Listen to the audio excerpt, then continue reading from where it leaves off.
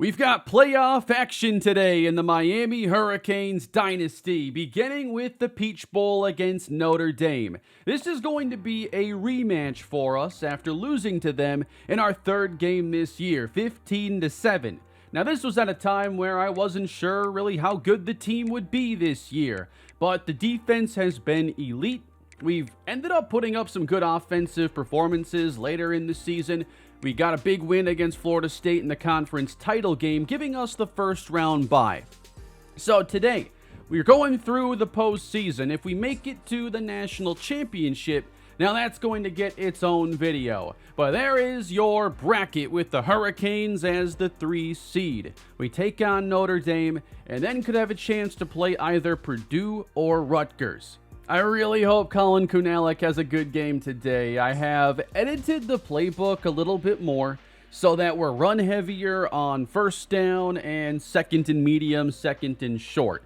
I think we have a formula that can win these playoff games with how good our defense has been, as long as Kunalik's game is kept under control. And every time a new update comes out for College Football 25, I'm hoping it's the one that kind of corrects the quarterback AI where it was really good out of the box. And after that first update, quarterback AI has taken a big step back. But we do have a really good running game, and I think we should lean more on Mark Fletcher. Johnson is the big play threat, but he's been less efficient, more fumble prone, and Fletcher has looked really good, especially in recent games. But we want to put this game in the hands of our defense, essentially. Give them a chance to dominate. Marquise Lightfoot, Armando Blunt, Cole Carmichael, these 3 can lead us to the title.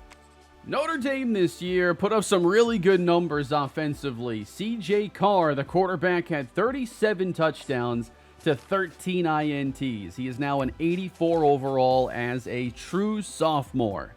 And these are really good ratings for a relatively young player. He's very accurate, strong arm. And then in the running game, they've done a really good job in the games we've seen against them with Jeremiah Love. 1,000-yard rusher, 7 touchdowns. They have a really efficient ground attack. And then Cam Williams at wide receiver. I mean, the numbers speak for themselves when they're that impressive. Nearly 1,500 yards. Now, we have some playmakers in the secondary. This is going to be a huge matchup. It looks like he wins on underneath routes. And then after the catch, you've really got to be careful. He can definitely force some missed tackles and turn simple plays into Deebo Samuel-esque highlights. And there just isn't much reason to force the pass against this defense. They have a really good and really athletic secondary. That's a lot of speed to deal with. We need to pound the run. I think we have a pretty good matchup against their interior. Their edge rushers are good. Their corners are good. It can be simple. Just run the ball, play good defense, and let's see if we can move on. And it's the Peach Bowl on the line. Miami back in the playoffs after 1 year away. In year 1, of course, we made it to the semifinals. So if we win this game, we match that success. And we do it with a freshman quarterback and a dynamic defense. So let's see if we've got what it takes today. Miami takes on Notre Dame.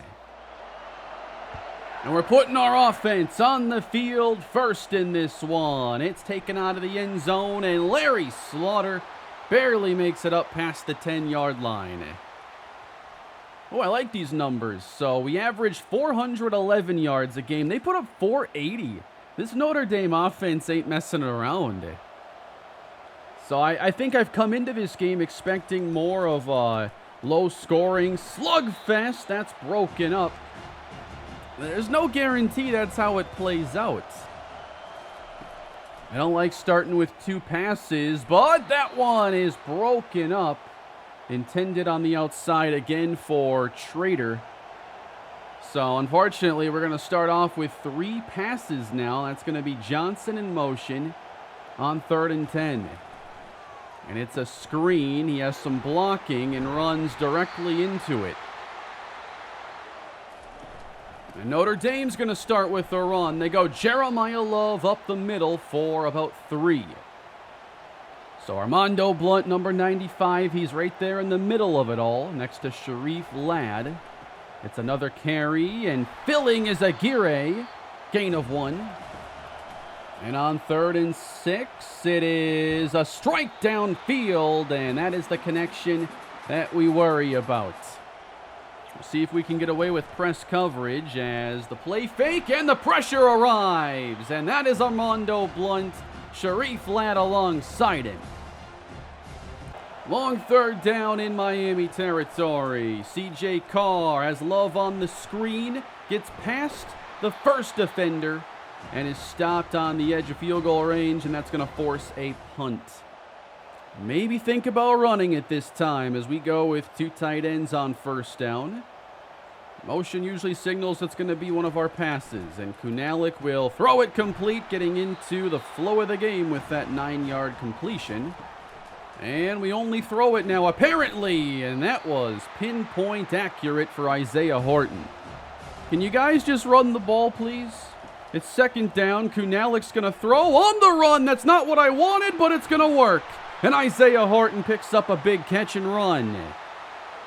Picking up the tempo now. Chris Johnson's in the game. Could we see a running back involved?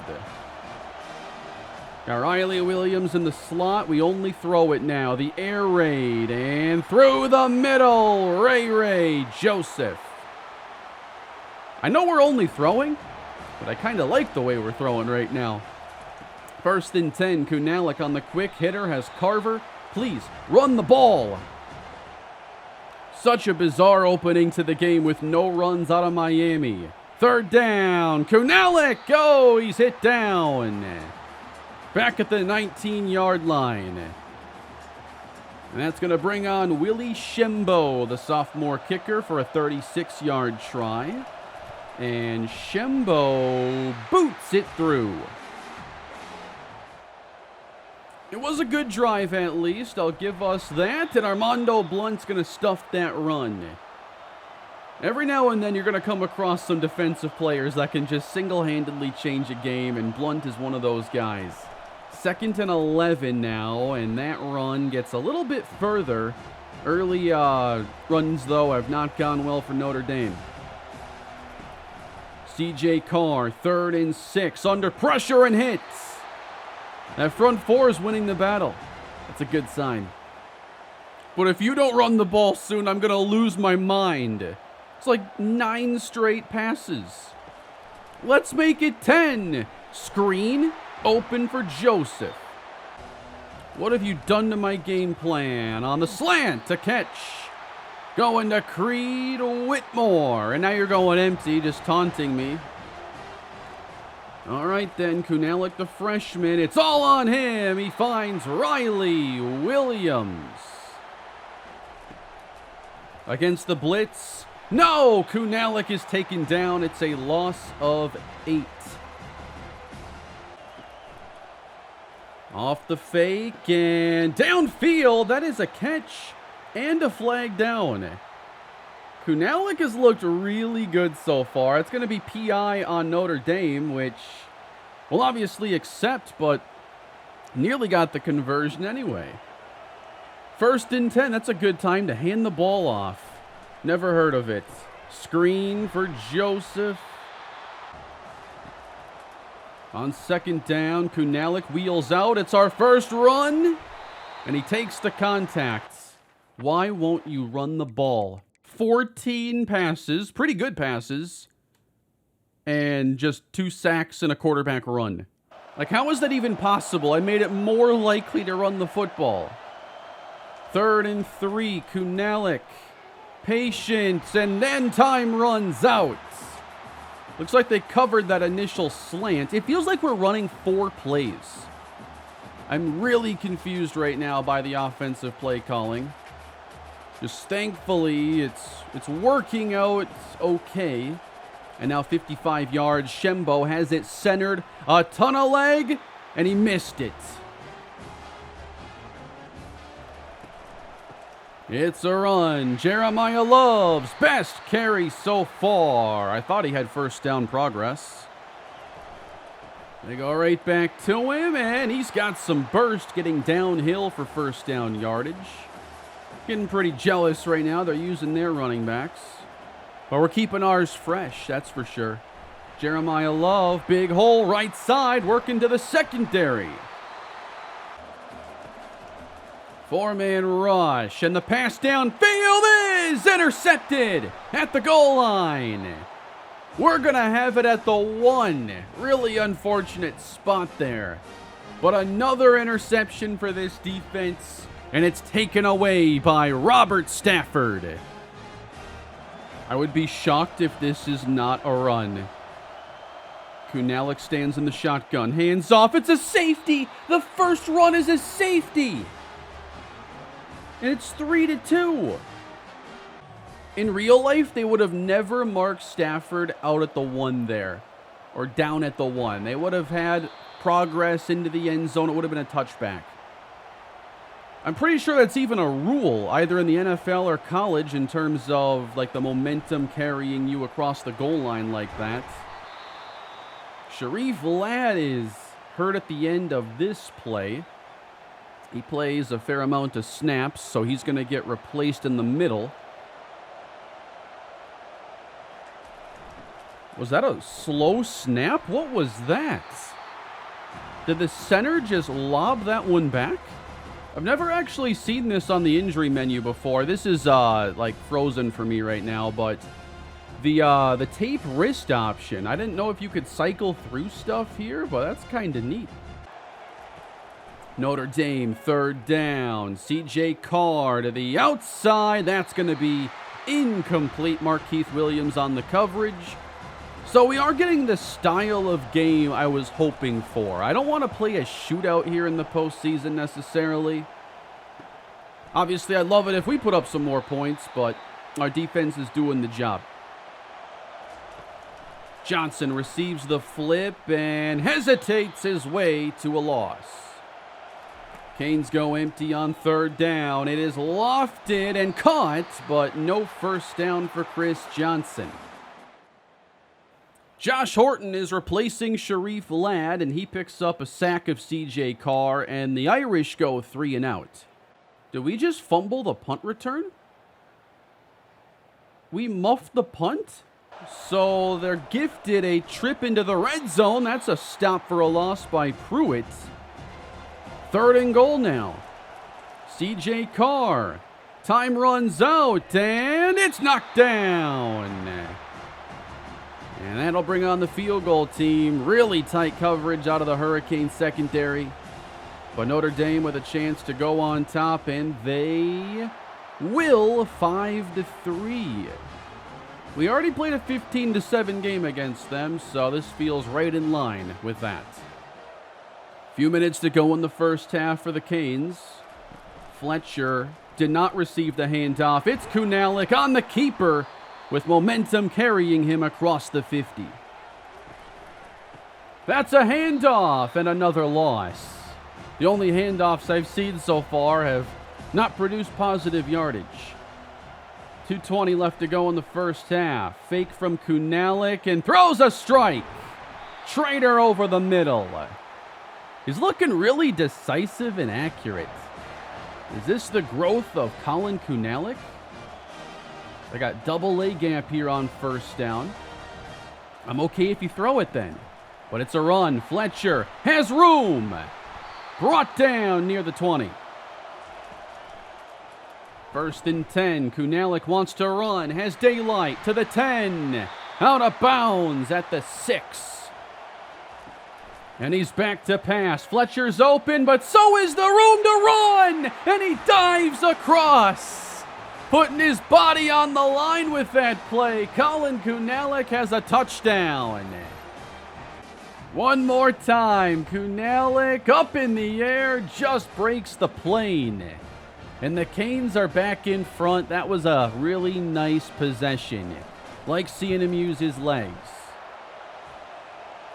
And with 2 minutes to go until the half, C.J. Carr, met by Carmichael.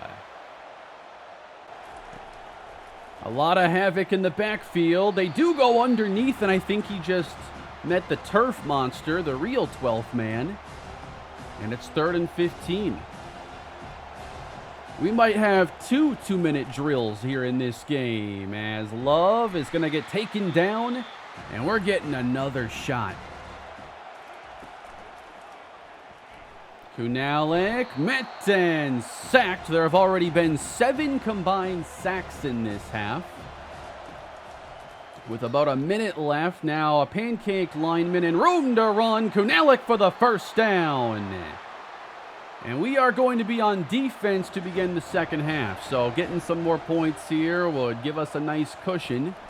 Kunalik on first down. Pressured again and can't outrun Logan Thomas.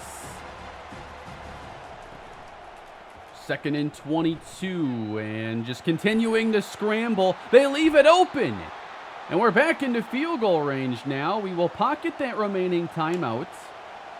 And it's 3rd and 3. Blitz coming. Kunalik in trouble, losing a bunch.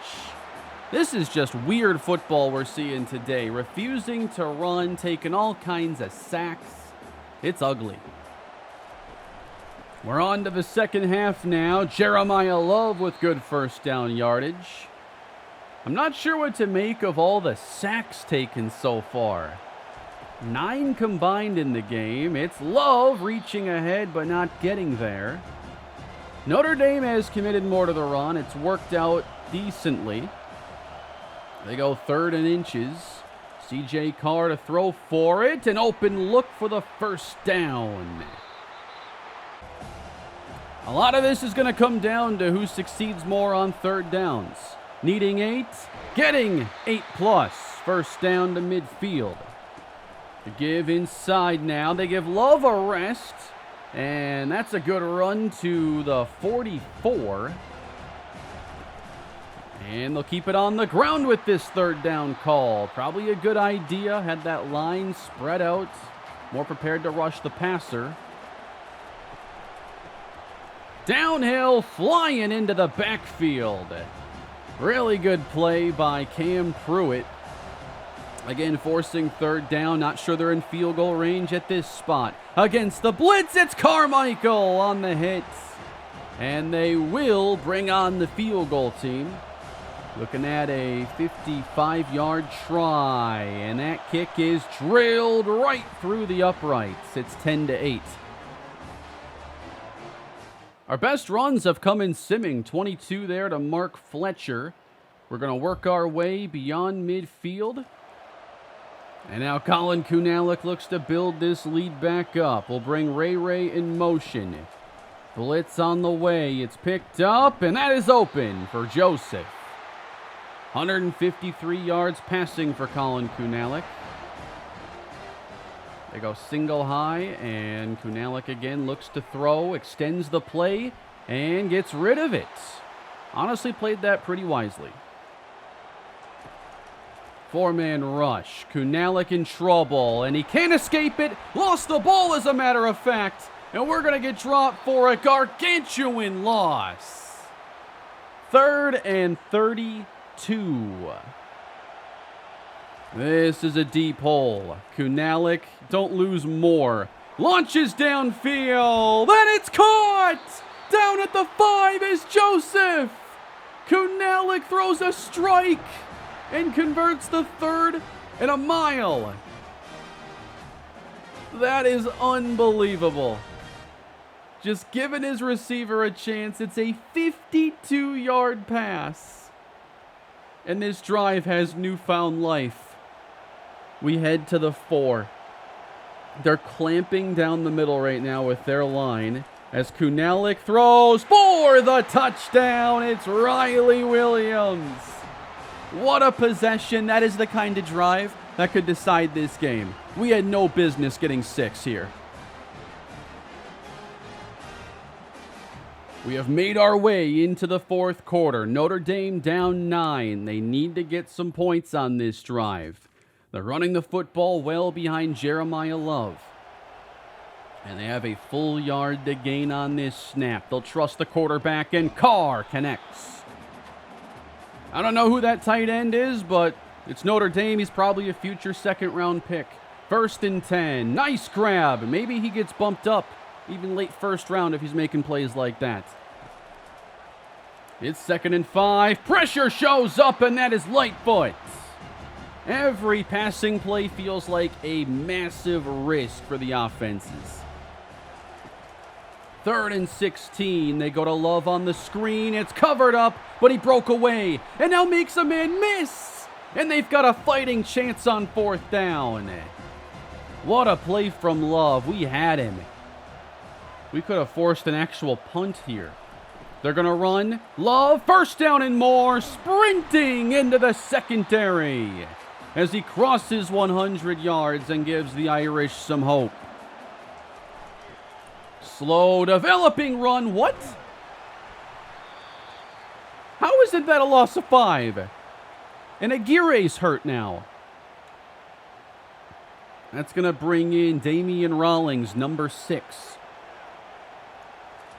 And Notre Dame's going to keep it on the ground. Love trying to take this game over. He does get a lot of forward progress. 3rd and 4. CJ Carr has time, and he's delivered it complete. 1st and 10. Carr, time to throw, has to check it down. You gotta wrap him up, and Aguirre's already back on the field. We're going to get bump and run on the outside now with these receivers. Carr, end zone, intercepted! Again, it's Robert Stafford. They've been trying to throw over his head all season, and they just can't do it. Very risky time to try that, and Miami has everything here in front of them. They put together an unlikely drive on that last opportunity.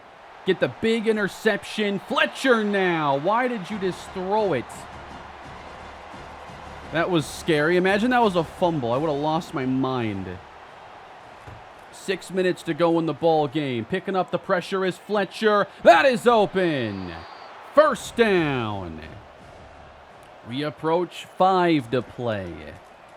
Fake it. Over the middle and picked. Kunalik's 1st turnover. Long return to the 30 and out of bounds. He's played one of his cleaner games to this point, but the interception is going to hurt. Notre Dame has a chance again. Under 5 minutes to play, they need 2 scores. CJ Carr will fake. Downfield, intercepted right back. Balfour takes it. He'll take it across the 30 and is tackled at the 44. 3 interceptions in the matter of just a few plays. So here we go again. Notre Dame with the chance to get off the field quickly. 3rd and 7. Intercepted! What is happening to these quarterbacks? That's going to be a pick 6. Why are we opening the door for them? 43-yard pick 6. This is some ugly, ugly football. We just got to find a way to scrap together a victory. But it's now a 2-point game. Yeah, just run the ball. Didn't work, though. Fletcher maybe back to the line of scrimmage. Downfield, into coverage, and broken up. We have not seen the receivers create much downfield separation on either side. So we go to 3rd and 10. Kunalik feels the pressure, gets out of there, runs for the 1st down, and up to the 40-yard line.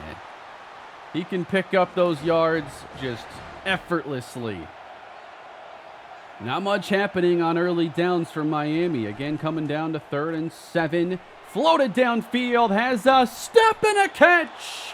What a play for Miami, down to the 23. Isaiah Horton, the deep threat. That's what he's been doing since day 1 in this dynasty. I don't know why we went hurry up, just to stand here for 30 seconds and wait. We snap it, it's Johnson, right up the middle, 10 plus. See how easy that is. We ran the ball.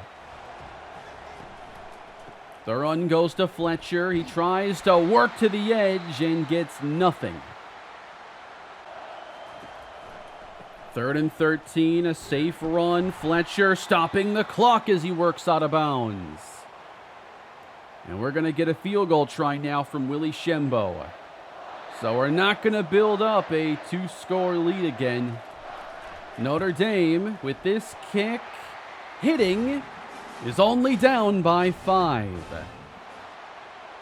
And so we're put into a situation where the defense can launch us forward to the semifinals. C.J. Carr knocked down. I think he hit Lightfoot's helmet. On 2nd and 10, Carr dumps it for a short gain. 4-down territory, so a 4-yard pickup isn't really bad news.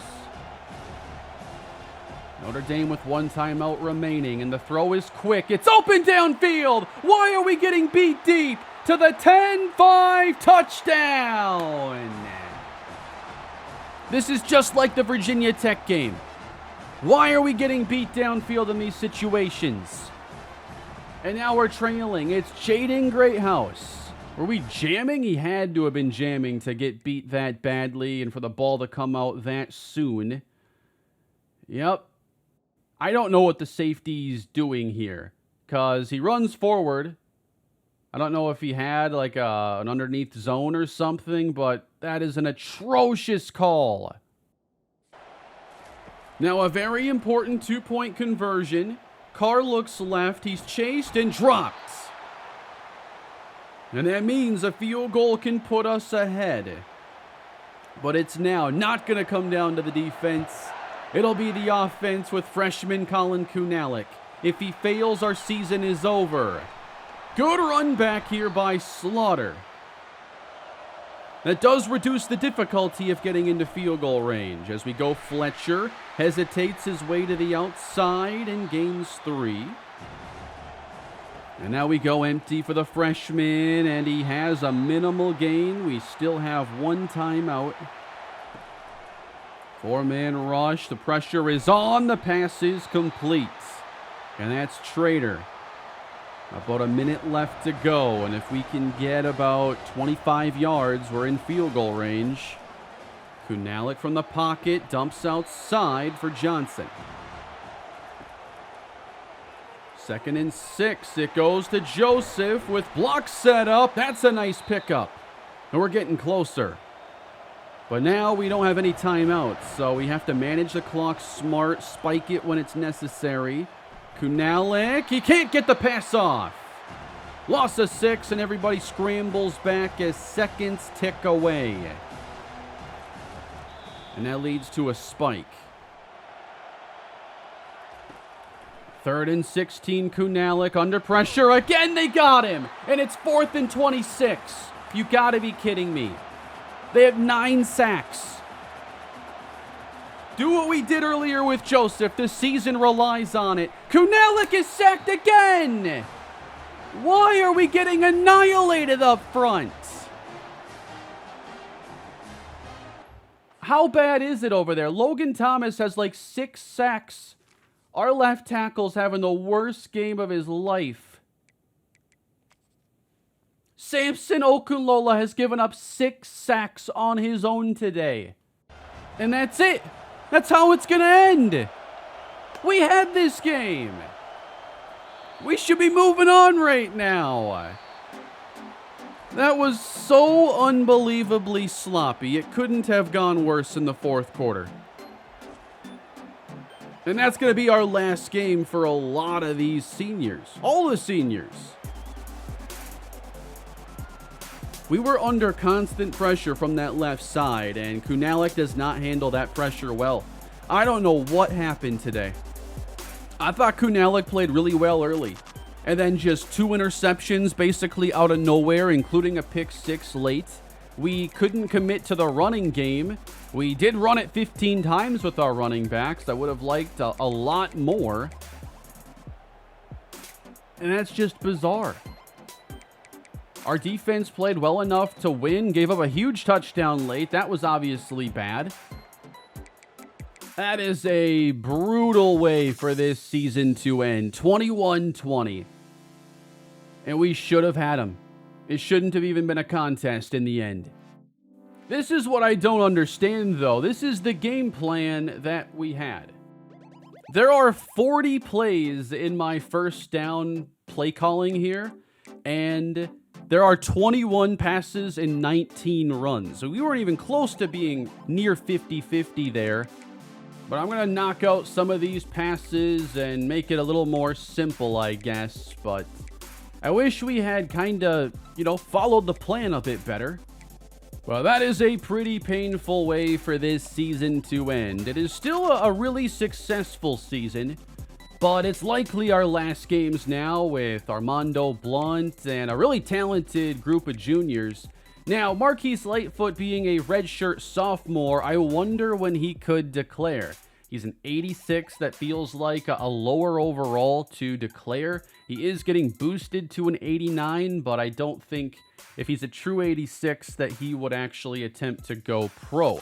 I'm still going to follow those rules of if it's a running back, I'm not going to convince them. If they are projected to go in the first 3 rounds, I'm not going to convince them to stay.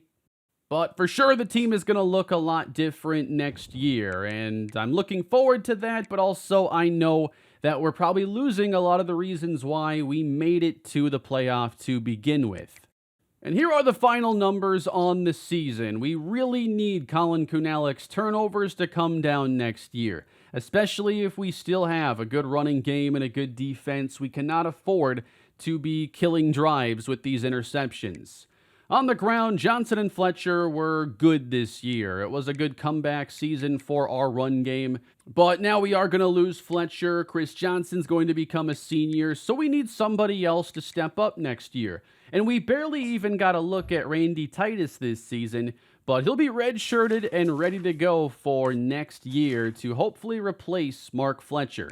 I'd love to see his quickness get a little bit better, like 89 speed, 89 acceleration isn't all that dynamic, but I'd like for him to kind of replace Fletcher as that between the tackles runner that can do a little bit of everything. And I think with his pass catching skill, like Titus has a really high ceiling. JoJo Trader is only a sophomore, so he should be back next season, but we're going to lose Isaiah Horton. Ray Joseph, I don't know. He's an 89. So that's one of those where it's too close to really predict. We lose Riley Williams, Creed Whitmore. Lightfoot, 14.5 sacks. Armando Blunt had 12.5. 8.5 for Cole Carmichael. And I imagine we still have Lightfoot and Carmichael next year, but we really need someone to become that next Armando Blunt. Who can be that game wrecker? Could it be Sharif Ladd? It's hard to say with the way players progress in this game. It can happen really quickly. So Sharif Ladd could very well be in line to be one of our next stars next season. Dante Balfour will graduate. Robert Stafford, I hope, comes back after a 9-interception season. And then Markeith Williams is going to graduate, which opens the door for Deontay Witherspoon's playing time. Hopefully he takes a leap, because I'm kind of counting on him to play. And in the ACC, we had about an average-ish offense, lower pass production, and then the best rushing production. So that was our identity. I would have loved to run even more and have 2,000-plus rushing yards. I think that if we can build up a really good running game, we can put up even more points. And then defensively, number 1 scoring defense, not even close, with the 3rd most sacks, the most interceptions recorded. This is going to be a difficult defense to replicate, and it's hard to see us being nearly as good next year. Leading in giveaways and also takeaways makes for some weird football games. We gotta cut down on those giveaways next season. Here are some career stats, by the way, as it's the last time we're going to get to see the numbers for some of these players. We have Mark Fletcher, 807 yards, 14 touchdowns, and receiving a lot of production in this series for Isaiah Horton. He wasn't really someone on my radar when the series began because we had Jacoby George and Restrepo. But Horton's best year, oddly enough, was with those guys and also with a really good Cam Ward. But I feel like our passing game is going to return a fair amount of experience next year. Then we lose Francis Mauigoa at right tackle. He's played 42 games. Samson Okunlola just had one really dreadful game here in the playoff, but overall has been solid. We lose Ryan Rodriguez, so we're going to have some new offensive linemen stepping in a year from now. Armando Blunt likely turns pro after 2 years of elite-level production with this defense. So what we play this year, 14 games, 410 pass attempts, that is 29 a game. So I just want to bring that down to like 25 a game next year.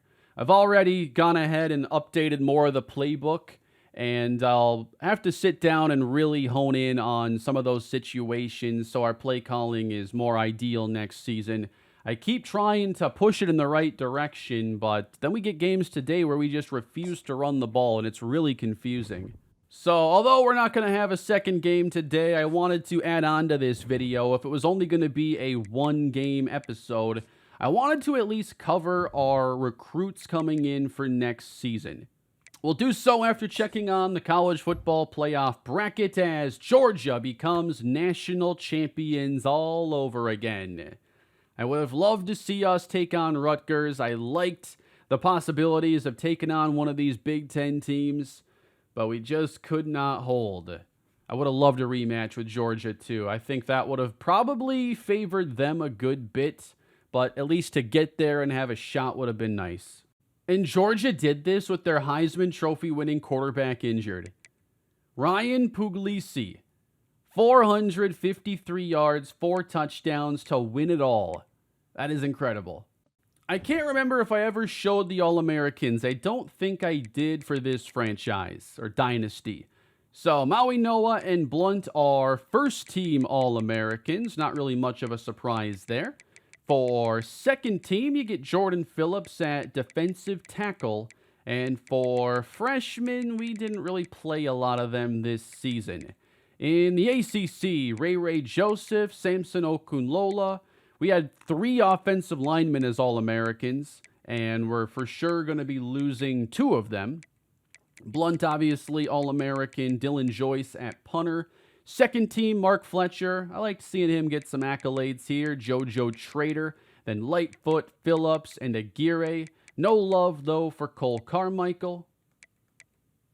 And for freshman All-American, you got Colin Kunalik. And some guys who honestly barely played, like Alan Edmond and Lester Judovsky. Obviously, he could take a big leap next year. He was one of our top recruits, so he could be in line for playing time next year. Okay, so I can't see our recruiting board yet at this stage. It's only players leaving. We're into the offseason now. So we'll hold that then for the offseason episode, but we can at least take a look at this roster and what I'm projecting for next year. So I think Titus takes over for Fletcher, and it's him and Johnson as our lead running backs. Then for receivers, as we lose Horton and Whitmore, you're going to see Larry Slaughter hopefully take on a lot of that playing time. He's ultimately going to be the guy I hope takes over for Trader, but Trader plays in the slot given his route running is so good. So these two can both be on the field, and we can just run a ton of speed out there, and that can lead to a lot of exciting plays. At tight end, I'm kind of just waiting for someone to take a big leap. This has kind of been an afterthought position without a really standout player. And then along the offensive line, Frankie Tinilau should start as a senior. And then Tommy Kinsler should be able to take a little bit of a step forward. We got Marcus Chamberlain graduating along with Ryan Rodriguez. So Nino Francavilla could be our starting center. That's a fun name. Antonio Tripp. I think our offensive line is going to be in pretty good shape. And here is Alan Edmond, who is a redshirt freshman, 84 overall. I think I have us in pretty good position to replace these graduating seniors. I talked about Judovsky. There's also Tremaine Treadwell. It's really going to come down to who ultimately develops the most. Treadwell has a little more restrictive caps given he was only a 3-star player, but Judovsky was a 5, one of the best pass rushers in the country, and should develop into a game-wrecking caliber player. We need someone to step up as a coverage linebacker next year. We're losing Raul Aguirre. So we could see Tony Rizzo or Damian Rawlings. It just comes down to Dev. As the coverage on Rizzo does look promising, it could be his role. It just hasn't been there yet for Damian Rawlings. He's had a really quiet start to his career after being one of the guys I initially hyped up, but he's just really not good enough in coverage yet. And then I spent the first couple of years bringing in cornerbacks. So we're losing at least one this year. Someone has to play a year from now. Probably going to be Oscar Virgin, but we have plenty of guys ready to step into starting roles. That's why I didn't really recruit cornerbacks at all this season. And then at safety, very young with Patterson. We do have Tremont Doris, Deontay Witherspoon, but the edge goes to Witherspoon given that elite development. And we got to see him actually as a true freshman step in to make plays. We also have Isaiah Thomas, who is only a redshirt sophomore. So the development seems to put us in really good shape for next year. But there's certainly going to be some changes and challenges in getting back to this point. So what do you think about this team with this year in the books? It's starting to feel more like the team that I've been developing. I know that we were so good this year because of players who were on that Miami roster from the very beginning, but the amount of those players is decreasing year by year, and then it's going to come down to how well my recruits can end up stepping in to take on those new starting jobs. But that is going to do it for today, everybody. The offseason is on the way next, and we'll see what the future holds for the Hurricanes in this dynasty. Thank you all for watching. Please leave a like, subscribe to the channel, and I'll see you all in the next episode.